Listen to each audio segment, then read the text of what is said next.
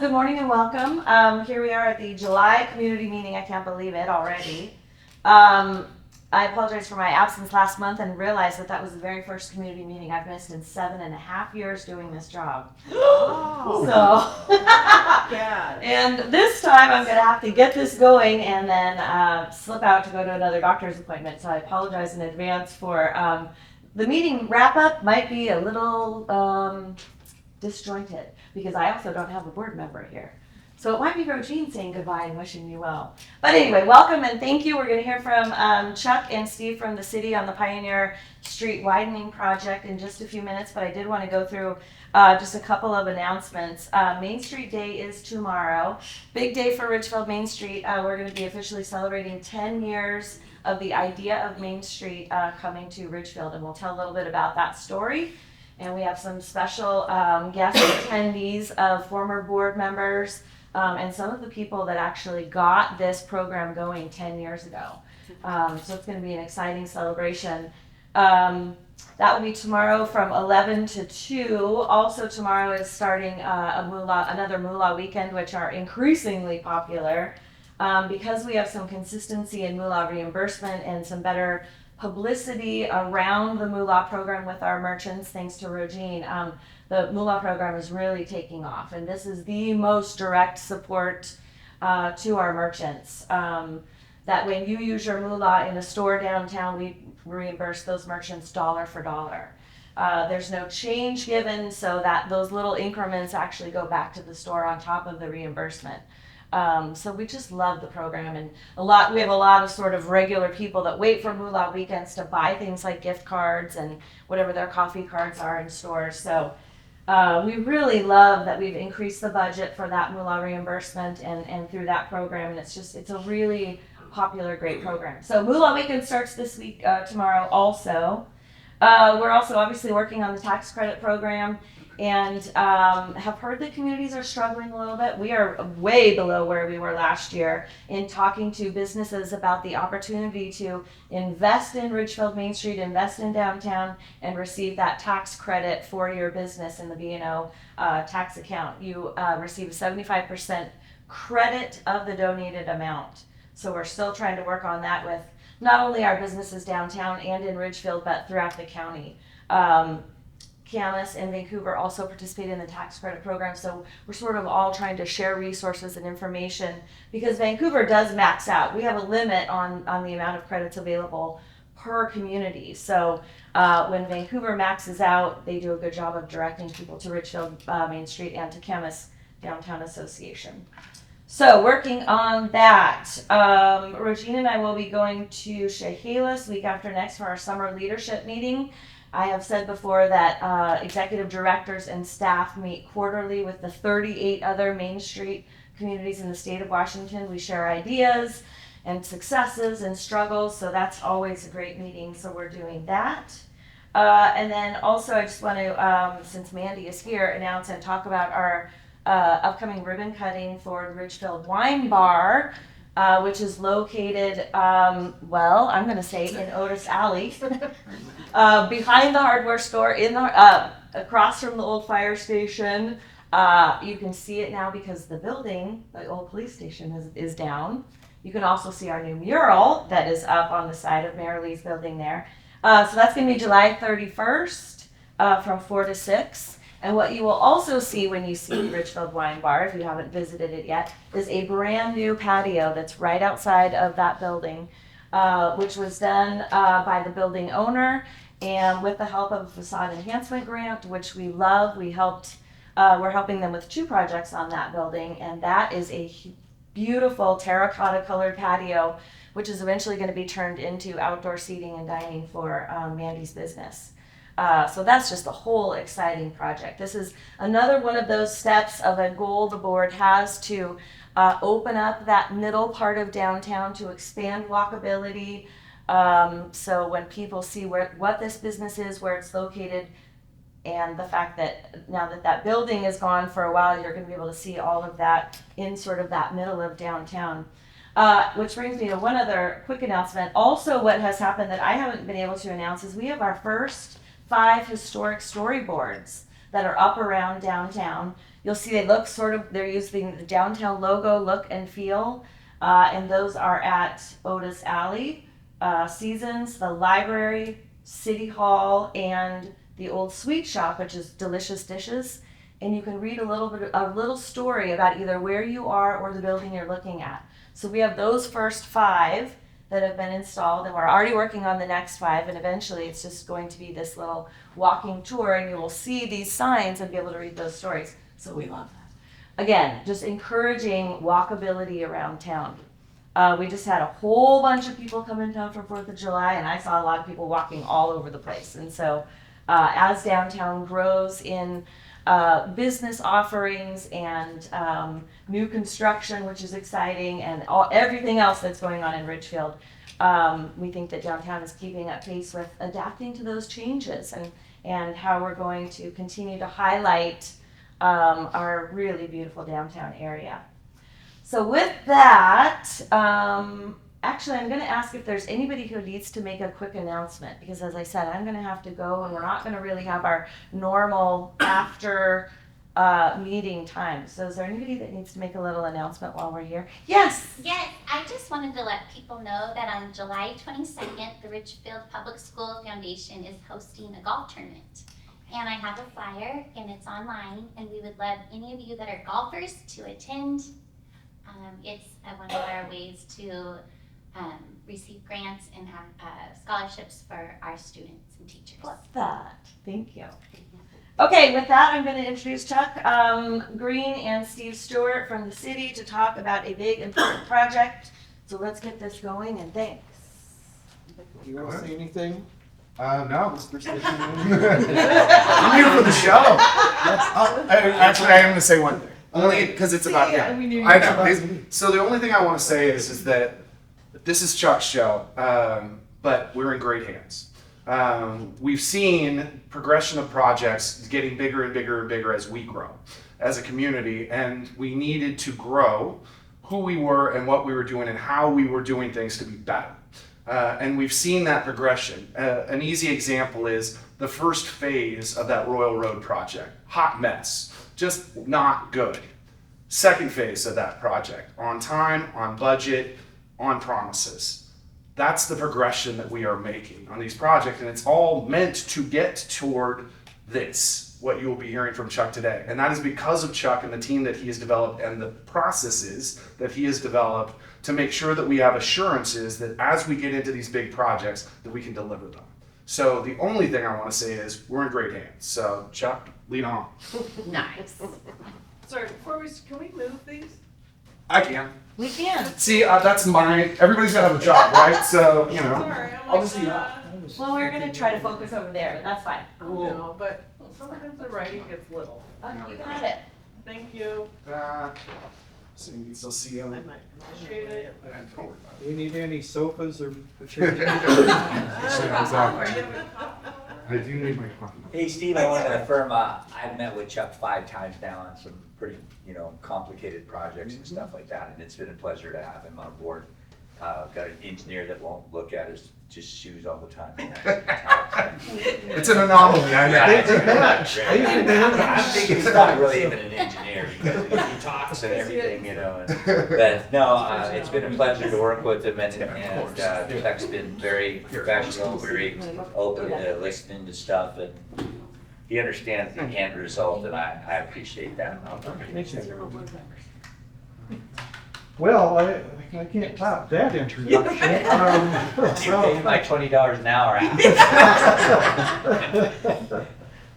So, I've got Vanna over here turning the show. So, for those who haven't figured it out, I'm Chuck Green, I'm Public Works Director, and I'm not talking about downtown parking this time. I'm talking about the big projects we have going on to the east.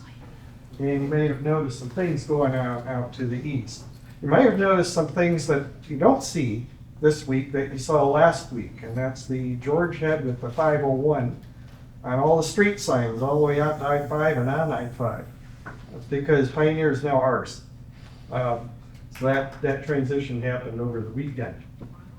So why don't we go to the next slide and talk about all of this stuff going on out east. We're building an entire transportation system. It's kind of a public-private partnership because we've got Costco, Enridge Town Center, and some other developments out there that we've been working with the last year and a half to get designed, or plan designed and now built. And at the same time, we've been doing our part on the western half of this transportation system. So this is what you'll see within about 8 months. This will be what will be completed. So I'm here to talk about all of it, but mostly about what we're doing because work has already started on our part. So why don't you go to the next slide. So that map that you just saw, this is kind of showing who's been involved in all of this planning. Yes, Costco, we got a burger joint coming in. We've got Union Ridge Town Center, which kind of is the enveloping big site plan in that area. And so there's been a lot of partners. YMCA has also been factoring into this because when we pull up stakes with our project and where we have our staging area for our contractor right now, that's the land that will be for our community center and YMCA when they're ready to start. Let's go to the next slide. Can you press OK on it up here? It's showing up on the screen. I don't know what. I can't see it. That's weird. Huh, it is weird. There we go. There you go. So this is kind of a compendium of all that we're planning to do on this project. So yes, there's roads, there's lanes, there's new roads, there's existing roads, there's old state highways that are going to get widened or built. There's also going to be multi-use paths on both sides of Pioneer Street. So those are 10-foot wide bicycle and pedestrian paths on each side of the street. We'll have ways to cross it with what's called a RFB, a rectangular rapid flashing beacon. If you're one of those traffic engineers like me who just love the technical terms like that. But basically, what you see along Pioneer now at kind of like the mid-block crossing west of Royal or at Royal at the roundabout, we're going to have a couple of those put in to help with bicycle and pedestrians trying to cross the street. One of the one that's going to be kind of smack dab in the middle of our project is actually an intersection of a series of city-wide trails that'll be built over the next several years, connecting the trail system north to the trail system south. And these are not just little neighborhood trails. These are trails that will go throughout the city and as part of that network.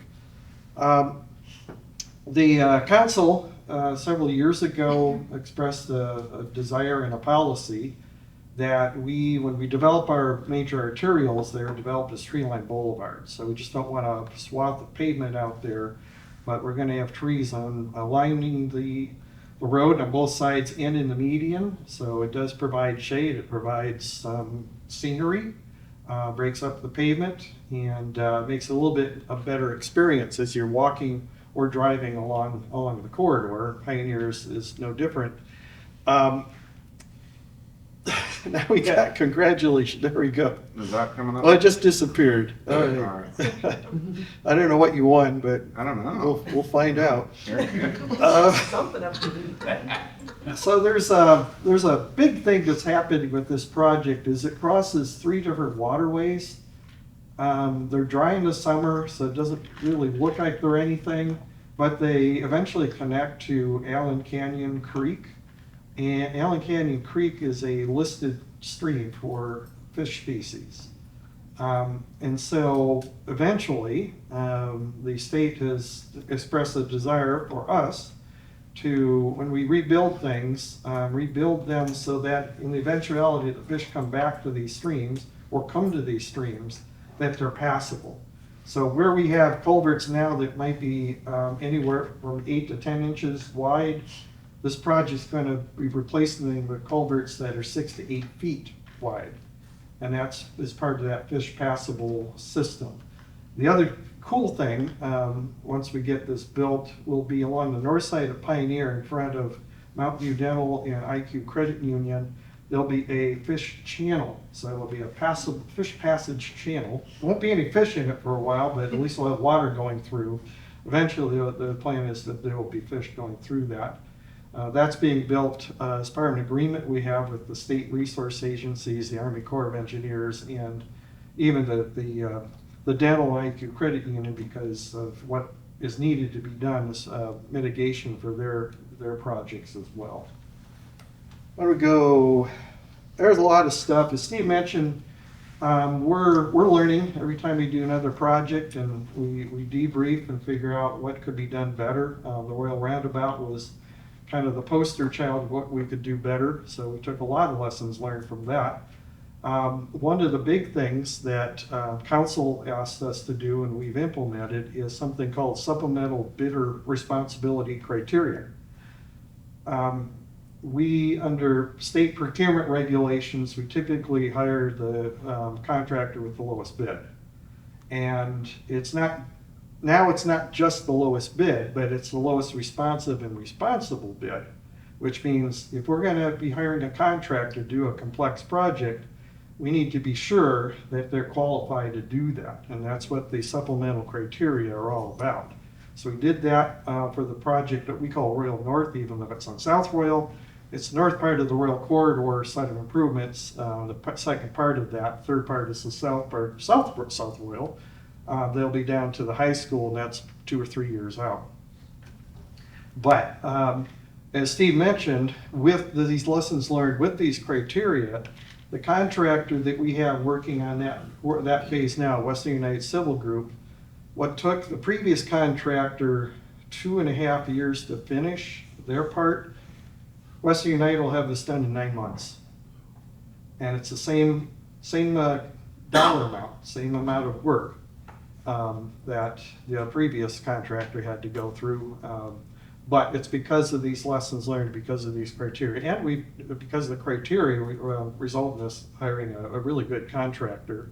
They're local, they've done work for us before, but they're doing good work for us now. So that also now, we take the lessons learned from this work, and now we're applying it to this next project as well. Why don't we go to the next one? So looking back again, as we are preparing for this next project, this will probably be the largest single project that the city has taken on. We call it Pioneer Widening of 50th Place. In the past, you heard referred to as 50th Avenue. The planners are telling us, no, because we're responsible for naming the streets, you're going to call it 50th Place. I don't know why they do that, but I guess it's because there's a 50th Place there now. We're replacing it with this 50th Place, and so we're keeping the naming consistent. But I always do what the planners tell me to do, most of the time. So what we've been spending a lot of time gearing up for this. The contractor out of the 6 bidders that we had for this project, Active Construction Incorporated out of Tacoma, is the one that got the lowest responsive and responsible bid. We did check their criteria. They have had some projects, not around here, but up north, that are similar in complexity, similar in scale and scope. And we actually found out from Consor, our construction management consultant, they have experience with this contractor. So we were looking at this, saying, well, we recognize these other names, the other 5, but who are these guys? Turns out they know them. They've had good experience with them, and they've been showing it. Active has been out there pretty much driving us more than we've been trying to drive them. So they're out there now. They've been getting the construction staging area set up. They've been kind of clearing out where the work's going to be done. They've been working with us to gear up for all the culverts that they need to get fabricated quickly and moved in. And so they're right on task with the work we're wanting them to do. So with this, we got this warehouse coming up. It's due to open at the end of August. You might have seen the sign that's out there now on the side of the building. We needed to move up our schedule about 4 or 5 months because we are planning for them to open at the end of this year, early next year. Back in April, they told us, no, we plan to open the end of August. And we gulped. And so we're scrambling to get everything in place. And at some of the meetings that I've had with Dean, as we were trying to get land acquired on Pioneer Street, he's been a big help with that. But we need to match the opening of Costco in late August. We have promised them that during our construction, we're going to maintain 2 access points in the Costco at all times. This one that we're going to be building first will be a 3rd way in. It'll be the way in for traffic from the north, south, and west. So they'll have their own way into the west side of Costco while a lot of the traffic wants to come from I-5.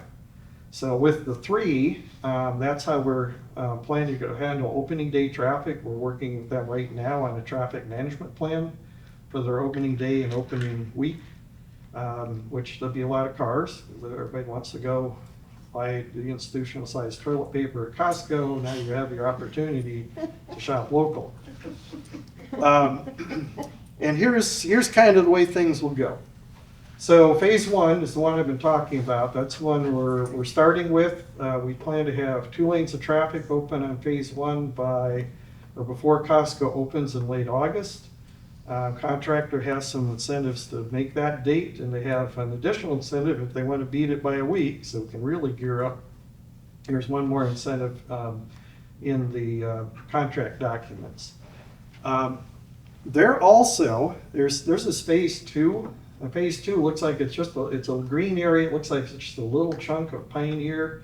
It's probably the most complex part of the project. There's 3 major culvert crossings, 3 major culverts that need to be put in there. 2 of them are crossing Pioneer.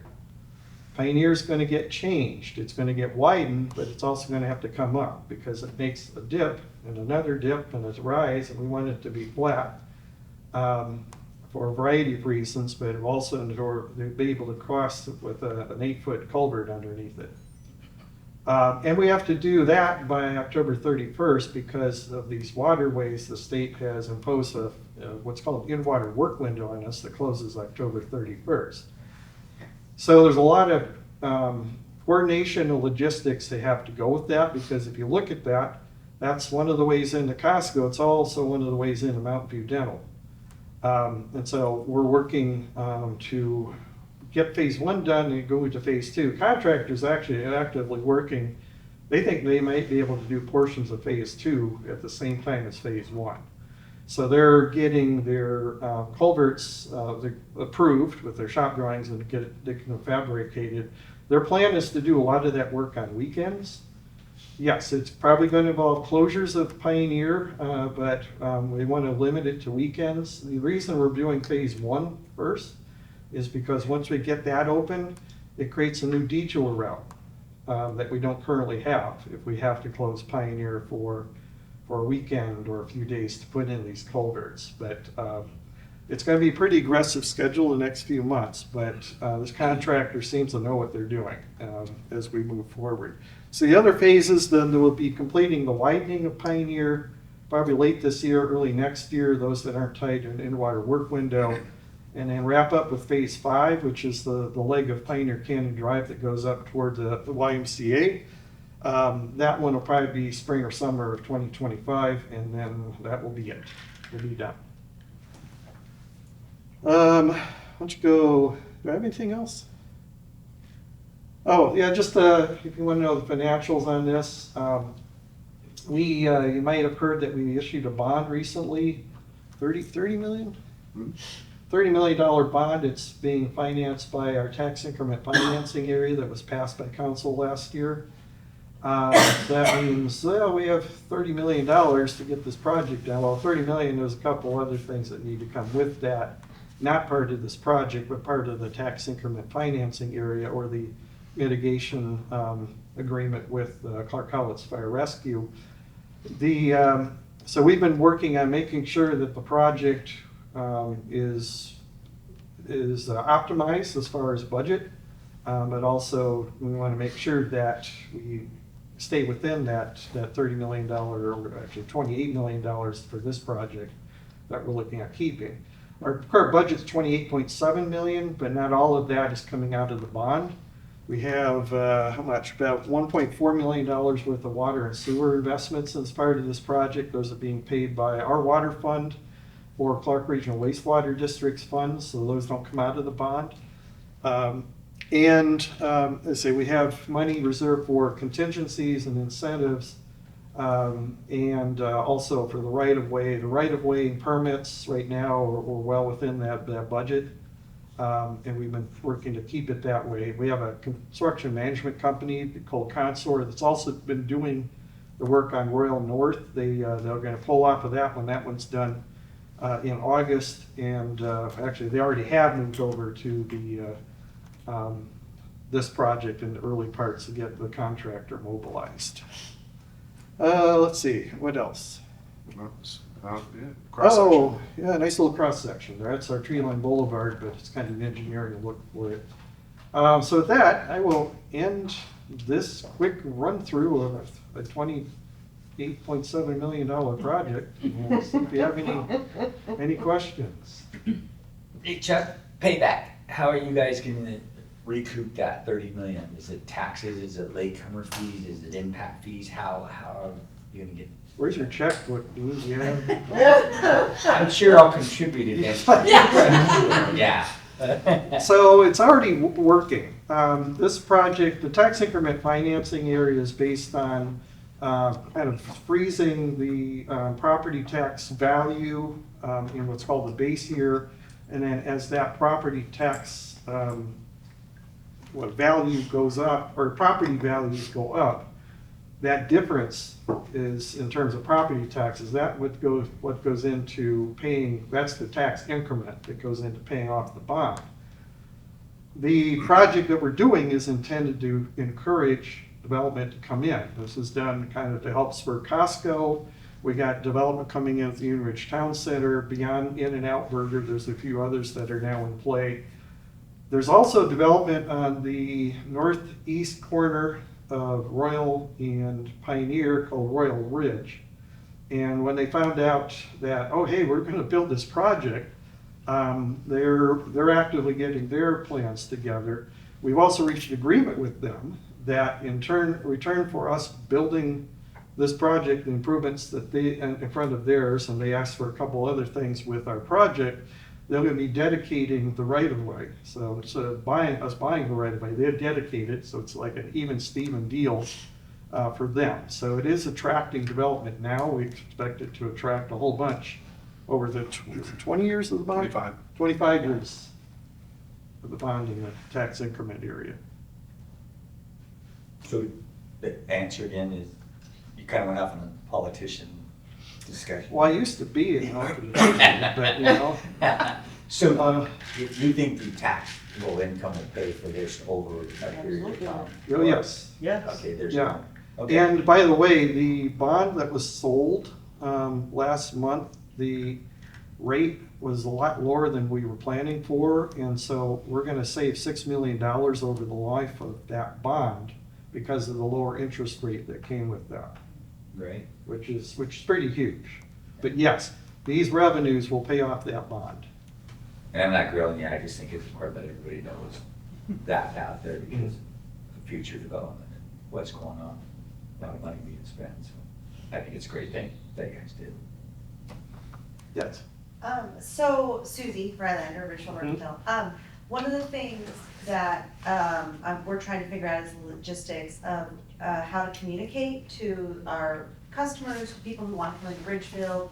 So how will we know, like, is there going to be a heads up, like this date it will be closed, and then we will be able to see it on the city's Instagram, we can repost it, and then alternative routes, and how many days are we talking about?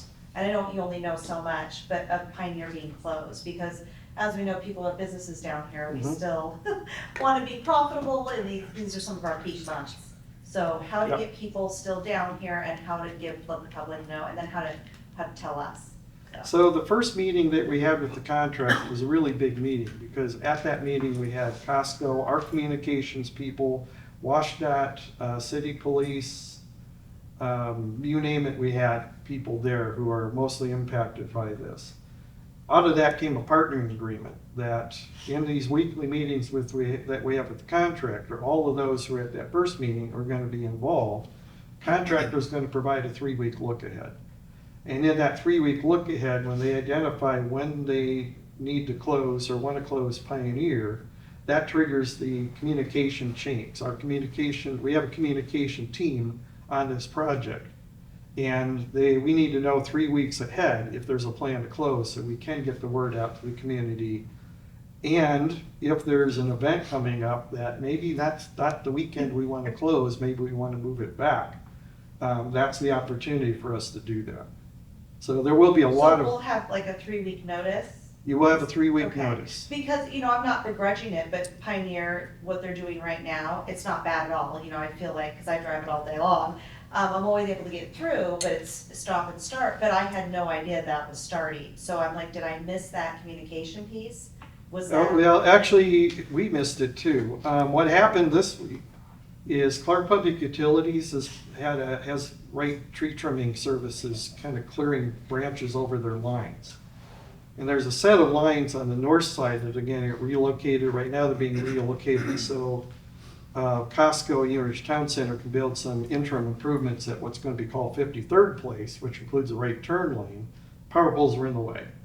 And so in order to move that set of poles, some of those were under a lot of tree cover. So they went out and started trimming. Unfortunately, they forgot to let us know that they're going to be out there blocking a lane on Pioneer. So we have been working with them to make sure that doesn't happen again. It was a gap, but that's why we're going to be controlling that communication on our end, rather than relying on a utility or developments contractor to do that. So Instagram will probably be the best way that we'll hear about it first? Is that? We have a traffic impacts page, Excellent. so you see it there. We have Facebook. We have, oh gosh, what else do we have? Ridgefield Roundtable. Yeah, we have Ridgefield Roundtable. We actually have a page for this project and the other developments on Ridgefield Roundtable now that we're going to keep up to date. There's also an email notification list that you can join for any of these projects. You can join an email notification. Yeah, and Insta is definitely something we use as well. So yeah, it'll be pushed out in Okay. every different methodology Perfect. on a regular basis. Because we know this is just a huge project that's going to impact a lot of people throughout the community, but definitely downtown. And just to be You just clear, don't when wanna they be shut off. I think no. all people, businesses don't want to be cut off. Right? No, and that's the thing is like so when Pioneer has to be closed for any amount of time, that's why, like Chuck was saying, Pioneer Canyon Drive in phase 1 is so important, because that phase 1 improvement, which is a public-private partnership that the developer of Union Ridge Town Center has already done a lot of the roadway of 53rd coming down and the roadway going east-west that'll ultimately over time connect all the way to Royal Road. But as part of this project, that phase 1 will give a quick, easy detour route that you don't have to go that far out of direction to continue west. So if I'm coming from the highway and there's phase 2 is underway, I can kick north, over, back south, and I'm back on Pioneer with a relatively quick turn, because Pioneer Canyon Drive really isn't that far away from Pioneer itself. Right. So it'll give us options, and so that we can keep people flowing this direction. Perfect. Anybody else? Oh, we got 28 minutes. I do. Okay. I'm sorry. No, this is I great. got you. I'm You got texting. me. I've emailed you before. I know, I need to And talk to you this is a anyway. tangent So. because I realize how important this project is, taking all the resources right now. But I'm going to be vocal about this again. Every day, people drive by Pioneer, starting at this spot right here, going 45 miles an hour. And we have people crossing the street, we have 70-year-old people coming shopping, we have children, and we need a calming, something to get people to slow down, maybe a police thing. But I'm really frightened at the speed. People just plow right down. And then I've also had a lot of children, you know, where you enter, when you come up Pioneer, before you hit the town, before you hit Hillhurst, there's a corner right there, there's a sidewalk. There's a lot of children right now crossing Pioneer to get onto that sidewalk. And I mean, I've seen several of them just about hit by cars and people yelling for people to stop. I don't think they should be crossing there, but I think some kind of getting people to slow down as they're coming through Ridgefield starting is going to be really critical to maybe protect some people. So council's going to be hearing about this pretty soon, but we've been conducting what's called a systemic horizontal curve safety study, which means we're looking at all these sharp curves and these issues like that with speeding under a safety grant that we got a couple of years ago from the feds. And we're about ready to present our findings and results because later this year, some of the things that are in that are going to go out to bid. One of the critical elements of this are those speed reader signs, like your speed is, that then they flash like you're going too fast, slow down. They're pretty effective, especially if we replace those yellow flashers now with the blue and red like you see on our new police speed trailer. And so the curves coming in on from Pioneer as they come into downtown is one location where we're looking at putting one of those signs that you're coming in downtown. We're also looking at Main, is it coming in from the refuge area coming into town where the speed limit changes from 50 to 25 pretty drastically. We're looking at putting a sign in coming into town about the 25 mile an hour speed limit change as well. I guess what I know that is something they could do, but I would say this is our peak season of people visiting this town. Sooner, if it's something that can happen, to be expedited before studies are done, because it's happening. So we have the reader board, and so we we have the speed trailer that Chuck was just mentioning. I just messaged Chief to see if we can get it down by your spot. So The new one, it reads from a distance. I mean, I feel like it is much more effective, and that red and blue is like. yeah, that red and blue gets your attention, doesn't it? Yeah, it's it's at my street now, having gone both directions, and it's like, oh, and I mean, I'm always yelling at people to slow down, but I have to say they are pretty great. Well, and every so often we do targeted speed enforcement. You might have seen posts on our Facebook page where we've done that. That's part of what's called Target Zero. It is to try to eliminate all collisions, but especially bicycle and pedestrian collisions that are mostly result in severe injury or fatality. So that's part of that program. Yeah, 2 days ago was the latest of that, and they ended up making, I think, 56 stops and 30 citations. So why were the city of Vancouver police here, though? So Target Zero is a coordinated program with all of the law enforcement agencies around Clark County. Okay. So you'll see a big BPD, you'll see Battleground. We've even seen Highway Patrol. Yeah. You'll see them participating in this, but it is a regional program with state funds that the state funds go to help local agencies have these targeted emphasis patrols. And we've had multiple different emphasis patrols. We've had pedestrian emphasis patrols. We've had speed emphasis. We've had distracted driving emphasis. And those are all coordinated regionally. Now that Pioneer has changed, because we've already discussed this, could we get a school crossing, a better school crossing like they have up on Hillhurst? Yes, With the flashing? I've actually started talking with the school district because the original plan was to replace that crosswalk with, go out for a safety grant to put in those rectangular rapid flashing beacons at that crosswalk. School district actually was a little reluctant to support that, not because they don't support safe crossings like that, but because they actually bus students from the south side of Pioneer to the schools on the north side, and if that went in, they'd lose their funding for that busing. So what we are doing is looking at, can we, and now that we don't need to go to WashDOT and get approvals to do this stuff, can we just design it and build it ourselves? The answer is yes, we can do that. And again, it's not the school district is not opposed to that, we just didn't want to jeopardize their funding for school bus transportation. And you know where they're crossing a lot more is between this parking lot and the parking lot at the church. Constantly crossing back and forth right there too.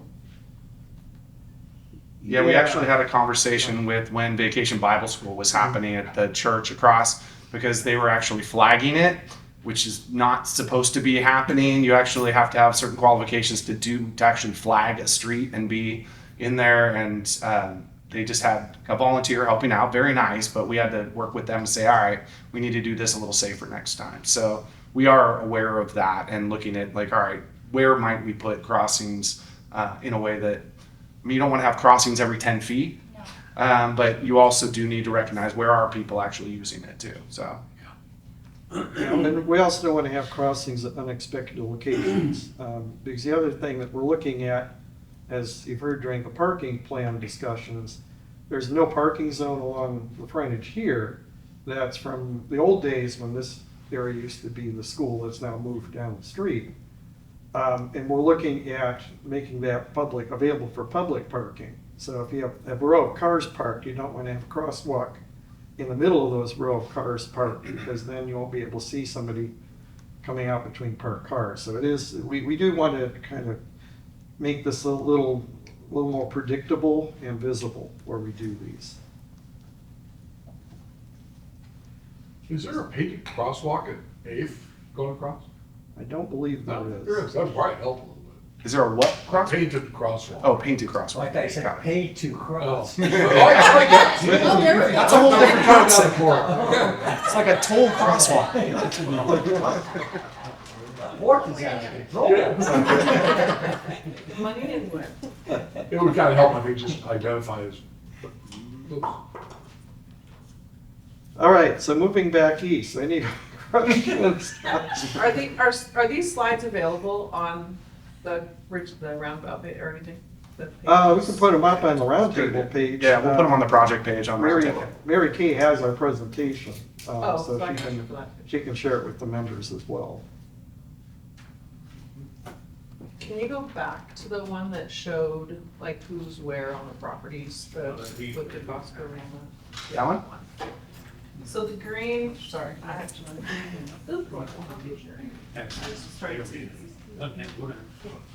So where the green is by that, next to the, or across from YMCA, the big green bubble. Oh, Not the roundabout bubble, but the, that's where the roundabout is. We're gonna have a big storm pond there. oh, okay. And an extension of what will become, it's no longer called 50th, it's called Discovery Drive.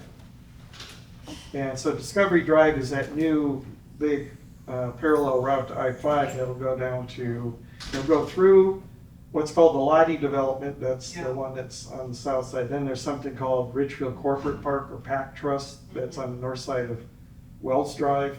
And then eventually it will go down to Carty Road. Oh, And so it's been on a long-term plan to create a parallel route to I-5 as part of something called the Discovery Corridor. And that's what that is. So we're building that part of the green with this project. And then Lottie development will connect into that. The storm pond is actually the one storm pond that collects all the stormwater for this project. We're able to save money by moving it to one location rather than having multiple locations. thank you.